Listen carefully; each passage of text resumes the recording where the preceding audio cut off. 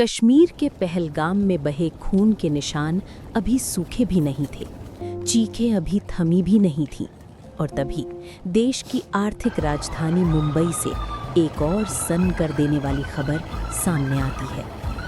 मीरा भाईंदर, नया नगर, एक अधूरी इमारत, रात का सन्नाटा और दो गार्ड राजकुमार मिश्रा और सुब्रतो सेन अपनी ड्यूटी पर तैनात। सब कुछ सामान्य था, लेकिन ये सन्नाटा ज्यादा देर तक टिकने वाला नहीं था।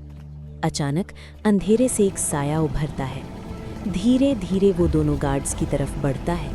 ये कोई आम शख्स नहीं था, उसका नाम था जैब जुबैर अंसारी। सूत्र बताते हैं, उसने पास आकर सबसे पहले नाम नहीं पूछा, उसने पूछा, तुम्हारा धर्म क्या है? फिर शुरू होती है एक अजीब बहस, एक दबाव, एक जबरदस्ती कि दोनों गार्ड्स कलमा पढ़ें। अब सोचिए, रात के सन्नाटे में अचानक ऐसा सवाल, क्या ये सिर्फ एक पागलपन था या इसके पीछे कुछ और? जब दोनों गार्ड्स ने इसका विरोध किया, जब उन्होंने कहा नहीं, तो अगले ही पल सब कुछ बदल गया। जुबैर के सिर पर जैसे खून सवार हो गया। उसने कमर से चाकू निकाला और बिना एक सेकंड गवाए हमला कर दिया। एक के बाद एक वार, चीखें, खून, और कुछ ही पलों में दोनों गार्ड जमीन पर गिर पड़े। और फिर वो साया उसी अंधेरे में गायब हो गया। चारों तरफ सन्नाटा, जैसे कुछ हुआ ही नहीं। लेकिन कहानी यहीं खत्म नहीं होती। जैसे ही ये खबर पुलिस कंट्रोल रूम तक पहुंची, पूरा सिस्टम अलर्ट पर आ गया। पहला शक, क्या ये कोई बड़ी साजिश है? मुंबई पुलिस हरकत में आई।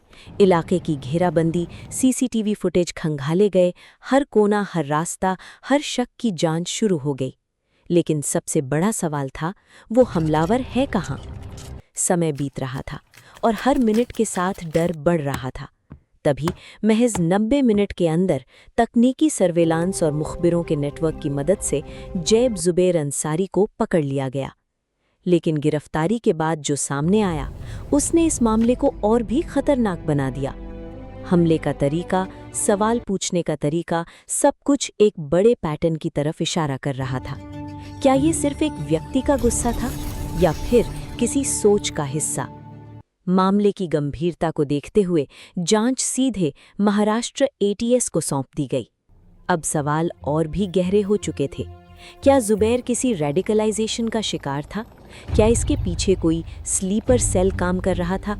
या ये सिर्फ एक लोन वुल्फ हमला था, जो दिखने में छोटा है लेकिन संकेत बहुत बड़े दे रहा है?